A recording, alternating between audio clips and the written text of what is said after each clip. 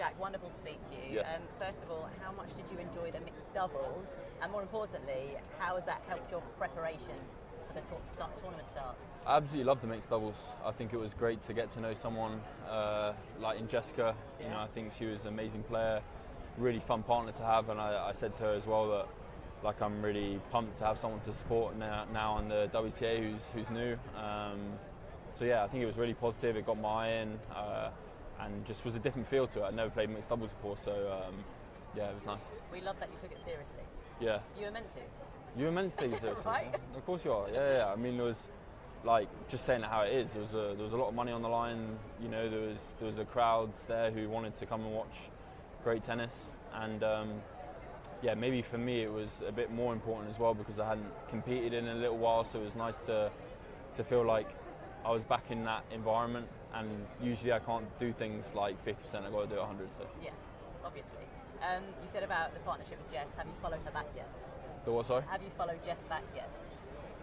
No, I don't really go on Insta. You know, I'm not really. She's your mixed doubles partner now. Yeah, but I just keep Instagram whatever. Like if someone else wants to follow on my account, they can. Like, but I'm not on Insta. Fine. Yeah. Not chronically. I've got a number. That's more important than a follow back. And like wishing her luck, doing all the real things. That's more important than a follow.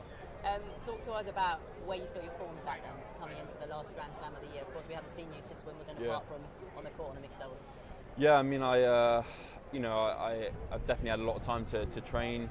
Physically, I feel really good in mind and body.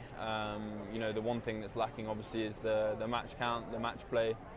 You know, being out for a month and a half from tennis is a long time in that aspect. You know, these guys have been competing week in, week out, so from that perspective, you know, a little bit undercooked, but at the same time I've always been pretty good at coming back and, you know, building myself into some form. So looking forward to Monday. I think, you know, New York, I love New York, love the crowd, love the atmosphere, so let's see, it'll be fun. Does it make you hungrier, having that little bit of time out where you can't be out on the court? Always makes me hungry. It was nice to get some perspective as well, you know, like I feel with tennis we're just always on the road, always travelling, so it was nice to be able to, you know, take my foot off the gas a little bit and just be a bit more present instead of just the whirlwind of things going on. You said about being back here in New York. Yeah. Talk us through your memories of last year and making it all the way to the semi-finals. Good. I mean, I think it was a big tournament for me. It helped me so much with my confidence.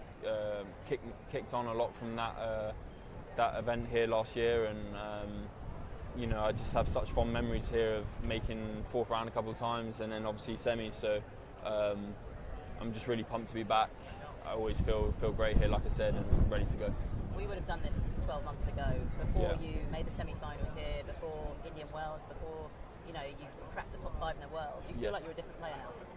Yeah, completely. You know, like every week I'm learning, every week I'm improving, every week I'm trying to be a better player all the time. So that's just a constant process. And since last year, especially, I'm completely different in a lot of ways. Which, you know, obviously I made the semis last year, but I feel like this year I'm a much better player, even still, regardless of how I get on this week. So all things are very positive. What do you think is the biggest change? I think just mentality, you know, just growing up a little bit more, like learning what works for me, what doesn't, you know, making more mistakes, making more, you know, errors in my life in general and learning from them, and, you know, on the tennis aspect as well, how I'm going to keep on being a better player if I want to, you know, be right at the top. So a lot of things on and off the court. Off the court, have the media requirements changed now?